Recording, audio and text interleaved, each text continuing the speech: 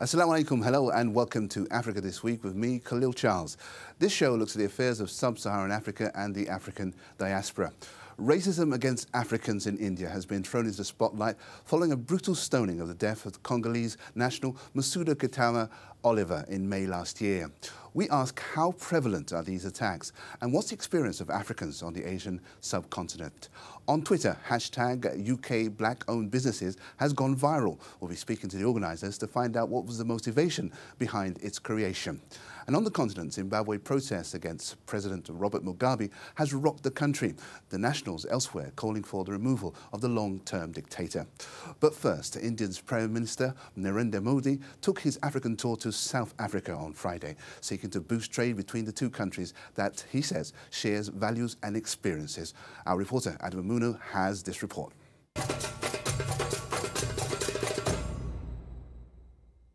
Modi, who arrived from Mozambique, was on the second leg of a 5-day trip, which saw him visit Tanzania and Kenya in an itinerary designed to underline India's growing engagement with Africa. Presidents Modi and Zuma signed agreements on information technology and tourism and vowed to work on further deals in mining, pharmaceuticals and defence. India is South Africa's sixth largest trading partner, with a two-way trade reaching $5.3 billion in 2015-16. India has been working to build ties with African nations as it vies for a greater share of the continent's natural resources. Last year, it hosted a summit of Africa's heads of state in New Delhi.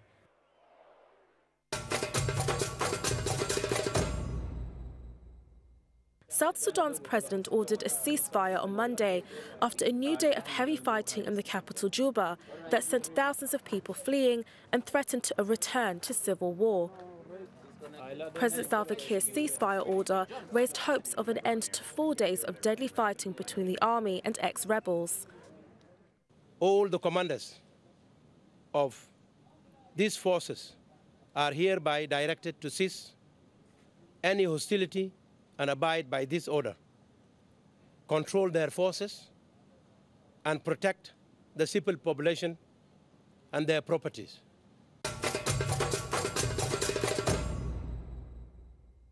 Two demonstrators were killed on Tuesday during an anti-government protest in northern Mali. Eyewitnesses described security forces opening fire on demonstrators. The protest centred on a contentious peace accord signed a year ago with rebels that Mali has been struggling to enact. In the city of Jau, hundreds of young people began a banned march through the streets, a protest that was met with bursts of gunfire from the security forces, according to protesters.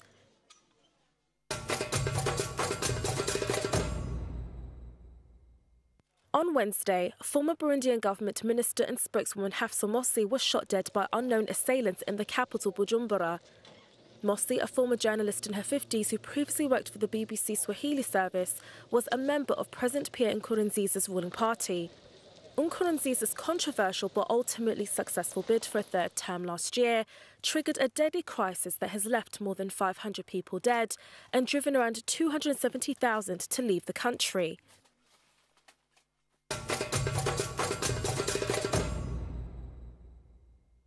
Uganda's main opposition leader Kizza Besigye was granted bail on Tuesday in his ongoing treason trial in the capital Kampala.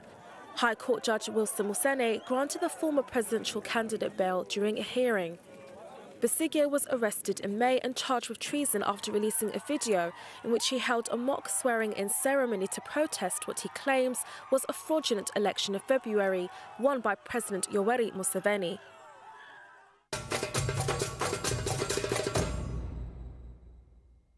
The pastor leading Zimbabwe's new protest movement walked free from court on Wednesday after charges against him of attempting to overthrow President Robert Mugabe's authoritarian government was thrown out. Evan Mawarire briefly thanked several hundred cheering supporters who had rallied throughout the day outside Harare Magistrates Court, singing and praying for his release. 39-year-old Mawarire had appeared in court on allegations of setting up a campaign aimed at overthrowing or attempting to overthrow the government by unconstitutional means. A recent series of demonstrations has been driven by an economic crisis in Zimbabwe that has left banks short of cash and the government struggling to pay its workers. Mugabe previously used his ruthless security forces to crack down on any public show of dissent.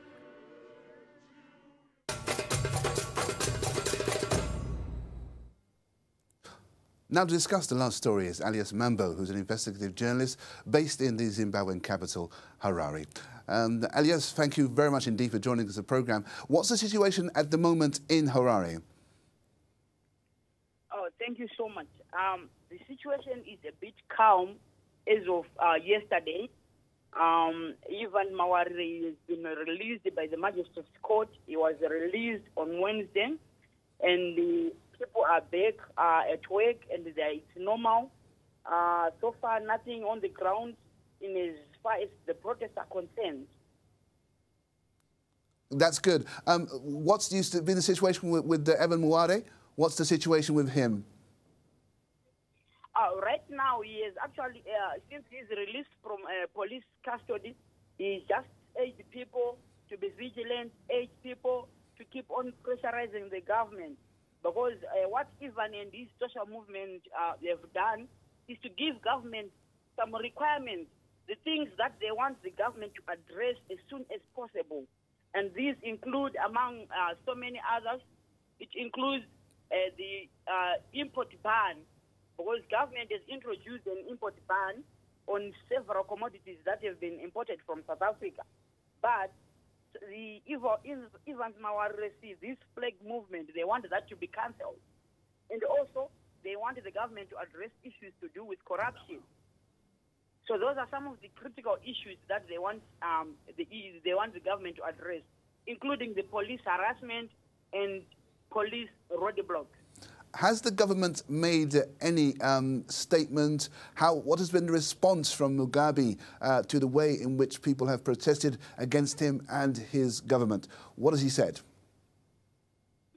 The government is actually in denial, and they are referring all the protests to the effect of a third force, which they are saying Ivan Mawari and the rest of his supporters are being sponsored to protest or demonstrate against a constitutionally elected government. Well, isn't that the case? He was constitutionally elected. Does it look like that his support is waning in any way? Hasn't he got complete dominance of that country? Can you come again on that question? Well, I was asking that about Mugabe. He was elected democratically. He has been there for over 30 years, going on 40. And, you know, his argument is that he was democratically elected. Is there any sign that this government is losing popularity and is likely to remove Mugabe at any time? Yes, the fact that Ivan Mawari's display is a social movement which has got no political affiliation, which has got people, the majority of Zimbabweans supporting him right now. It shows Robert Mugabe's government is losing popularity, all because of the declining economy and the poverty that is actually affecting the majority of Zimbabweans. The situation in the country is no different from the region. Some people would argue that Zimbabwe, because it's under a great deal of political pressure, has done as well as it can under the circumstances. Is there any concession by the people to that kind of thing, that Zimbabwe is doing its best? Yes, the Zimbabweans around the region are actually protesting. Yesterday in South Africa, Zimbabweans were in South Africa, marched to the embassies where they are protesting against the Robert Mugabe's government. They actually wanted to step down. They want Mugabe to step down from power. Are we likely to see that? Are we likely to see that Mugabe will be convinced by others? He's been there for so long. Can you come again then? Isn't that unlikely that Mugabe is likely to step down from power? Isn't that very, very unlikely? Well, it's very unlikely at the present moment because he has got, he is in control of repressive tools such as the army. He is in control of the police, and they are talking every non-violent move. So it's very unlikely that they are going to step down. In terms of these protests, do you think they're going to continue, or will we see more action by the government to try and prevent the protests going ahead? The protests are likely to continue because Zimbabwean citizens have been stressed to the limit, and they are ready to face the regime head on, despite the fact that the regime ready to face them. And as you have witnessed today, this morning today, the vendors were protesting against the government. So it's a sign that it's a season of protest in Zimbabwe. But in a sense, Elias, isn't it counterproductive that the protesters are asking for Zimbabwe or the president to improve the situation on the economy, but they're actually advising people to stay home and not to work and not to take part in the economy? Isn't that going to have a negative effect on the economy at large? It's not that it will be counterproductive, but paralyzing the government is the only way that these people, the movement, the social movement, are seeing as a positive way of forcing the government into an election. Whether they are at work or not at work, it doesn't help them. So they've been stretched to the limit, and they think the best way this government understands is the use of the language of force. It understands the language of force.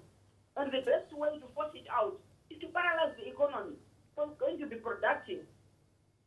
I see. What about your own job? You are an investigative journalist, and what about the situation for journalists over there? How much freedom do you have to actually report what's going on in the country? For journalists in Zimbabwe, this is a bad season. I think about a week ago, I was arrested in Fakos during the protest. So the journalists are experiencing the same problem. They are being harassed, they are being arrested for doing their job.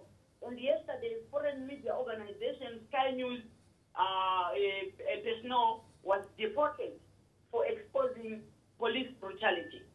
So for journalists, really working on the ground is becoming tough, and doing our work is becoming tough as well. Okay, thank you very much indeed, Elias, for those comments. We'll be back and keeping an eye on what's going on there in Zimbabwe.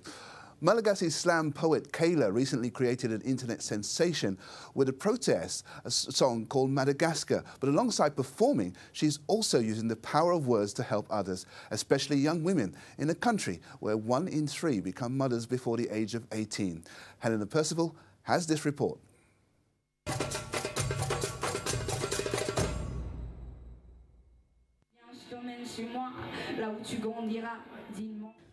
Revolt, rage and despair. There's nothing 22-year-old slam poet Kayla doesn't speak about. Whether it's the government, globalisation or domestic violence, this slam poet does not mince her words. I have a text that's about a woman who was being beaten up at home. The message I want to get across is that just because I'm a woman, and as they say in Malagasy, Malemi Fanaka, I'm not a soft object that you're going to trample or beat up.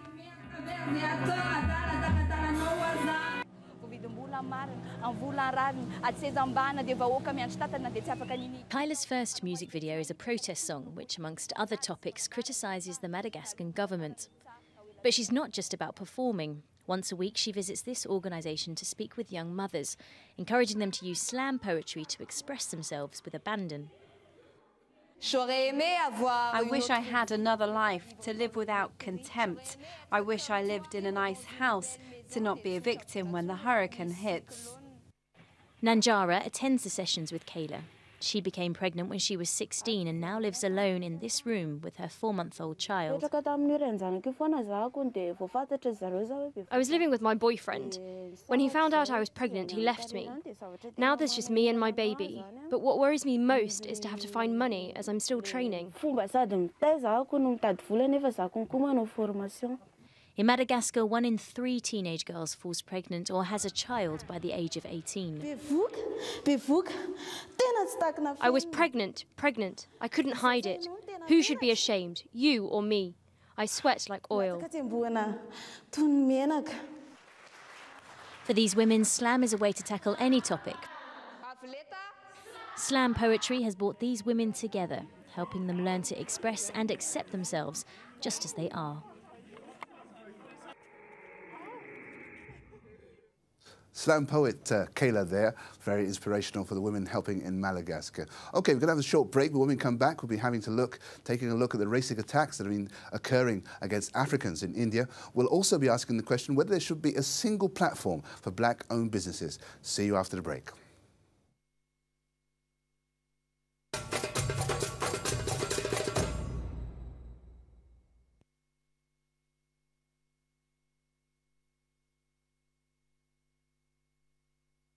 the video. I'll send you a copy of it as well. If you Okay. to No, see I it. mean, I can't see your video right now. Oh no, you won't be able to. You won't be able to. You won't be able to see the actual video. No, no, no. But we can see you. So it's a bit unfair, but that's the way it goes. All right. So we've got stand by. Get ready to start the program.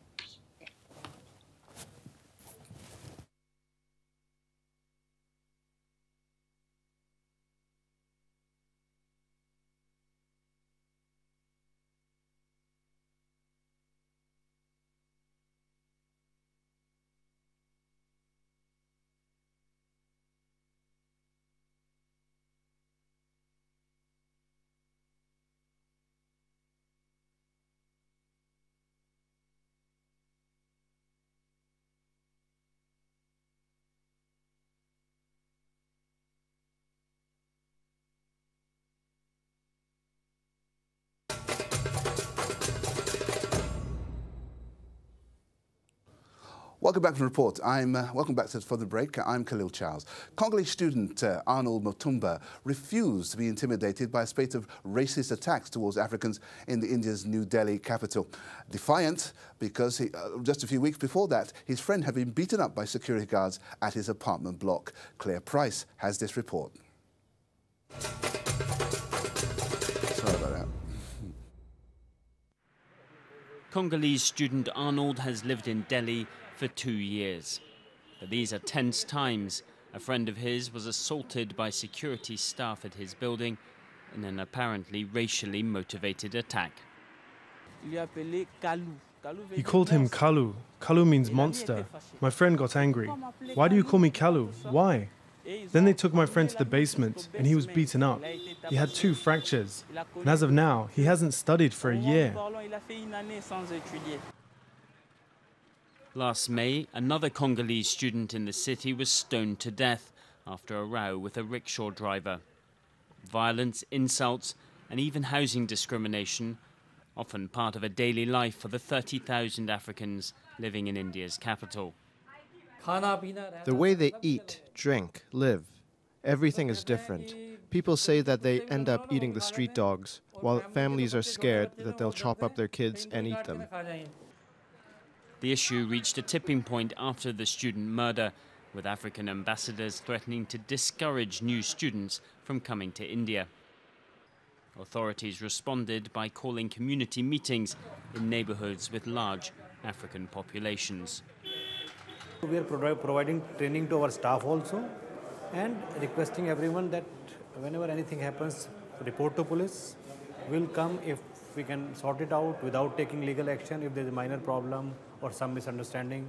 But if you are crossing a limit, you're crossing a line, very strict action will be taken. Many Africans in India are students attracted by the low cost of life or businessmen looking for opportunities in Asia's 3rd largest economy. Loike Panya is one of them, here since 2011, and unlike some others, his experience has been largely positive. I think of India as my second motherland. She educated me and fed me for 5 years. I learnt a lot of things from Indians. I love their culture.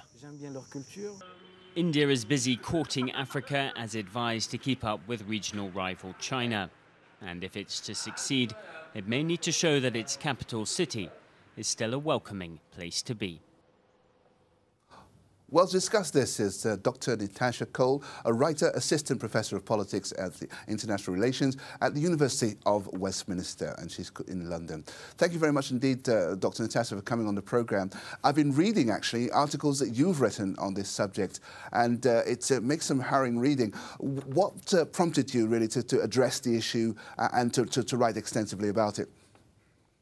Well, I think that for any society that claims to be democratic and secular, it's very important to have an anti-racist consciousness and to condemn any such incidents when they happen. And this is, and we've all grown up, people who have grown up in India would recognize that there is a deep-rooted cultural bias which is, racist, chromatist, and also fairly xenophobic. So people who don't share the majoritarian cultural whatever is seen as a desirable appearance, they are discriminated against, and in some cases these stereotypes are perpetuated through the media. It is very important to raise one's voice and to call it out whenever it happens, because it has terrible repercussions. People get killed for the color of their skin.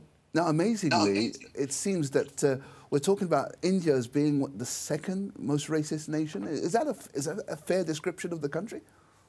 Well, there was a survey carried out that said that India was the second most racist nation in the world. I mean, it's not surprising if you look at the various ways in which the prejudices operate. So it's it's obviously against, there is, because of the history of colonialism, there is this idea that whiteness is preferable and superior. So you have a whole range of skin whitening products and creams. So pretty much anything that you buy, including soaps.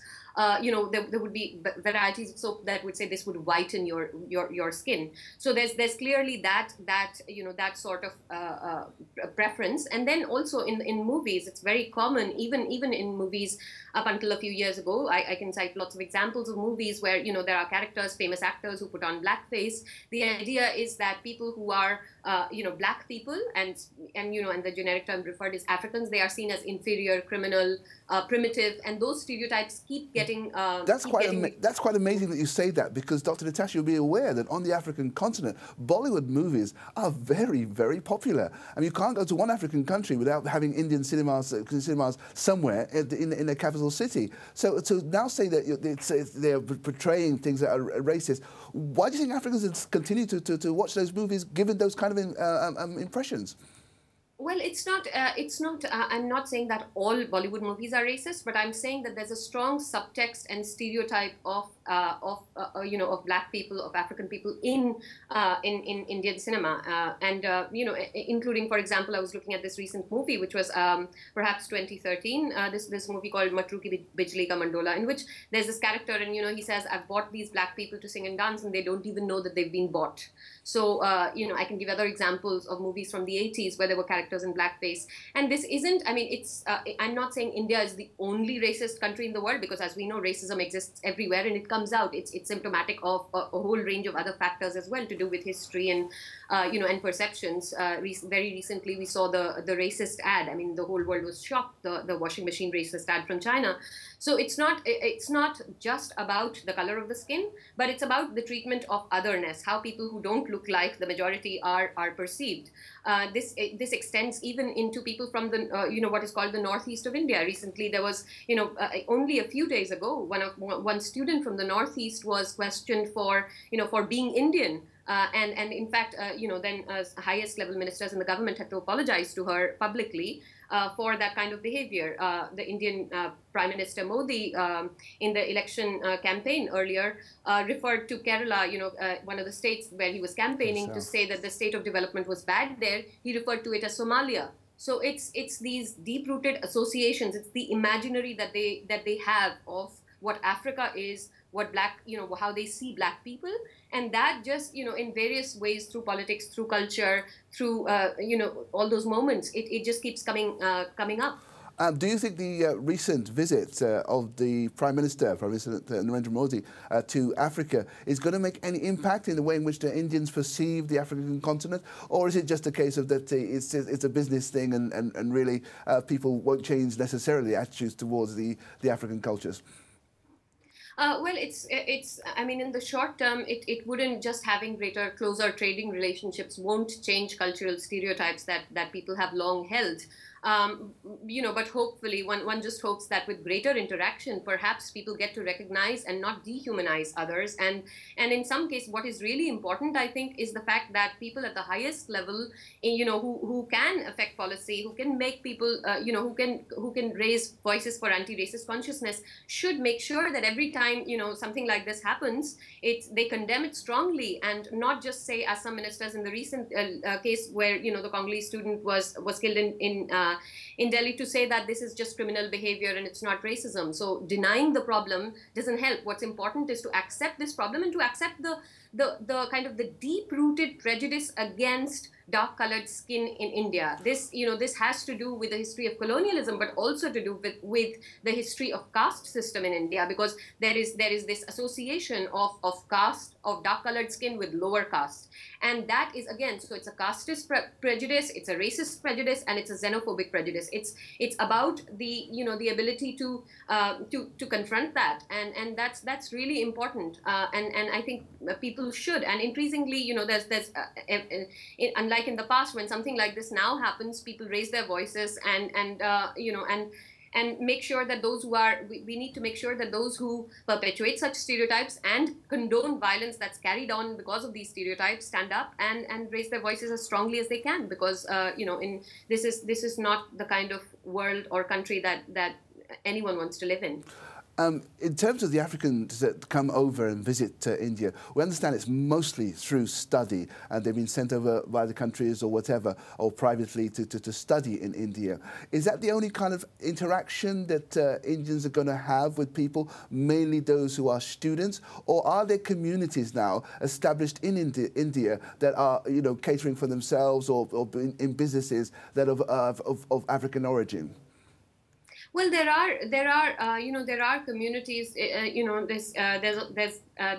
tend to, for reasons of familiarity and safety, obviously be concentrated in specific areas. So you will have specific areas, for example, in Delhi, where you would have a higher percentage of students from the different African countries, and that's something that's now increasingly more visible. But for most people, the business transactions and all of that would not bring them face to face with the otherness, with difference. So it's really through the everyday interactions on public transport, in the neighborhood, in the localities. It's in those kinds of interactions that most people encounter people who are from the African countries. We are running out of time, but I do want to ask you, because we saw in the clip there a gentleman who was saying that he loves India. He feels India is like a second home to him. So, I mean, where does that feeling come from? Obviously, he's very happy with his studies and very happy with being in India. So there is the other side of the coin, isn't there? Yes, I mean, of course, you see that the thing is that if you go back in history and you recognize the anti-colonial struggles of the Asian and African peoples, then that was a strong common binding thread. So that if you look back, I mean, I've done archival work of records from the 1950s, and I've seen communications between Indian politicians, Indian bureaucrats, where they're explicitly talking about this and saying that we must make sure that African students who come to India don't feel alienated, because it's not something that's recent. But I think that kind of awareness, that kind of Afro-Asian solidarity, which was one of an important thing, for example, in the non-aligned movement and at various levels of politics and government, that is the spirit that needs to be preserved. And in my worry is that in the current environment of a rising tide of Hindutva, intolerance and xenophobia, these kinds of connections of solidarity and acceptance are under threat, as are, so it's not just, people for the color of their skin, it's people for their religion, it's for what they eat. So it's a gradual narrowing of what is tolerated. And my worry is that those kinds of things, the person who said, for example, that India is home, well, that is exactly how it needs to be. But the worry is to make sure that that's not, that the attacks on tolerance and on acceptance do not succeed. Dr. Natasha, thank you very much indeed for coming and joining us and explaining to us on the programme about the situation in India. Now, on Twitter, people are beginning to sharing links for black-owned businesses with the hashtag UK Black-Owned Businesses. That hashtag was started by two professional women from London who promoted it on their Twitter account, UK Black-Owned. We asked, is the platform really, really necessary? Well, we do have on the line two of the creators, Rose and Violet, are on the line at the moment. Can I start with Rose and ask you a straight question, Rose? What is the need for a hashtag of this nature? And how is it going to help those black businesses? Are you there, Rose? Do we have Rose on the line? Hello? Yes, Rose, can you hear me? I was asking you, because as one of the founders and creators of the hashtag, I was asking the motivation behind that, and really, is it necessary? The hashtag, it just came through a simple conversation. And the main basis of it is, kind of looking at, economic power within the kind of black community. When we started the hashtag, I don't think we really thought it was going to blow up in the way that it did. And, we've used hashtags before, and it's usually a few people kind of getting involved. And I think that's generally what we thought would happen. It was just kind of a way to increase the awareness, I suppose, of some of the businesses that are out there that are black-owned. So have you been surprised then? You've been really surprised by the take-up of the hashtag? Definitely. I think what's been the most interesting thing is just the different types of businesses that are coming out of it as well. There's just been so many different variations, so many niche businesses as well, which has been really great to see. And we've had literally hundreds of businesses kind of plugging into this hashtag and kind of interacting with us through our Twitter page, which has been awesome.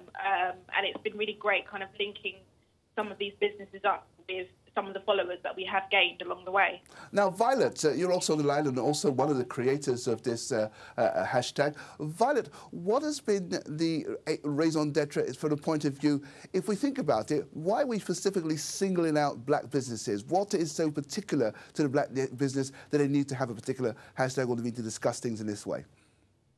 Well, the rationale behind it was mainly because there's a range of businesses that are specialised to black people that are not sort of promoted and are not really represented in the wider scheme of things.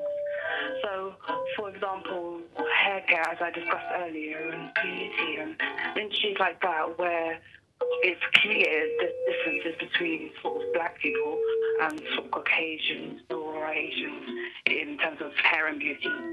We have specialist needs. We can't pretend that these differences don't exist.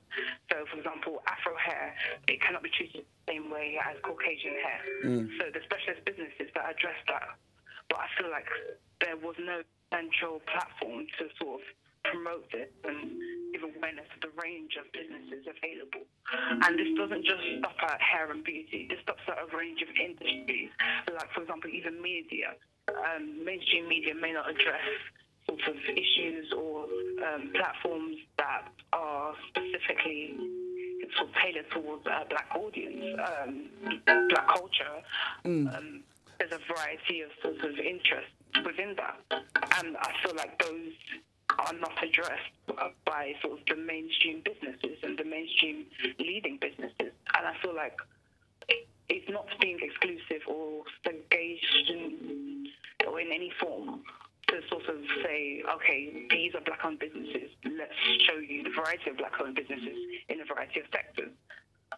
Because even these businesses themselves, some of them are not just tailored to black people. So anyone of any race is able to sort of participate and able to buy and become consumers. If they like the products or if they like services, they are more than welcome to engage in the business. Right. I seen recently an article that's written by BuzzFeed website, and in it, it's done very much what we've done today.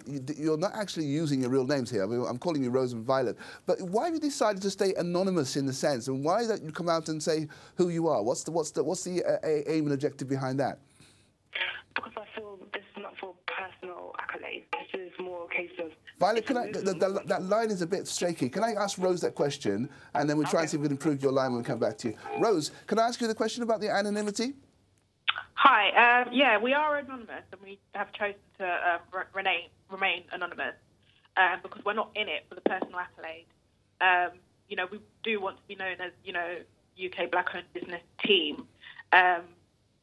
Simply because what we're doing is about the movement. It's about promoting these businesses rather than, us kind of gaining followers or gaining anything from it. We're just trying to promote businesses in, a really kind of like transparent way. So we don't want anything that we do, personally to kind of become involved in that. So but very often, Rose, I mean, the personal connection with any business is part and parcel of the selling point and advantage of a business. And so why are you saying that you don't want to have that connection?